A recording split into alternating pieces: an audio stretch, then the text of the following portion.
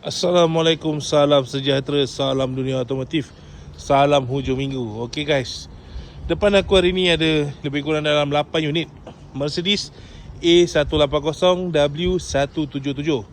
Okey, tahun yang kita ada bermula tahun 2020, 21, 22 dan juga 23. Okey, so untuk first unit yang ini adalah model tahun 2022. Okey, AMG line hatchback warna hitam.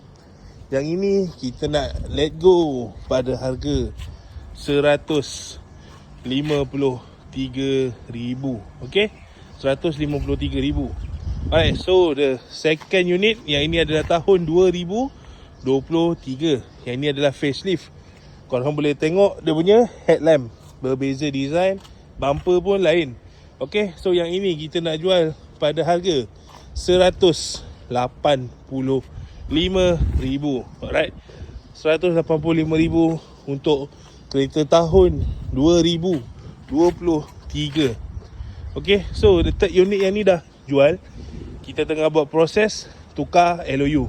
Alright, so untuk dua unit sedan AMG line, sedan AMG line tahun 2021, hitam putih, fully loaded, ada panoramik. Yang ini kita nak jual pada harga RM155,000. RM155,000. Alright, so untuk unit seterusnya kita ada warna silver, spek AMG line tahun 2021 dan juga 2022. Okay, so untuk warna silver tahun 2021 kita nak jual pada harga RM147,000. Dan juga untuk tahun 2022 kita nak jual pada harga RM157,000. Okay, so the next unit adalah SE hatchback tahun 2021. Okay, yang ini kita nak jual pada harga RM133,000 sahaja. Okay, so next unit, the last unit, kita tengok last color. Okay, okay, so the last unit warna dark blue.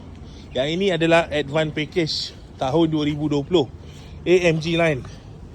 Alright, so macam korang boleh tengok, dalaman dia two tone color, hitam merah.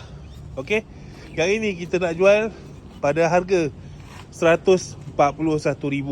Okay, so kalau korang berminat nak mendapatkan A180 hatchback ataupun sedan, korang boleh roja aku di talian 017-367-0749.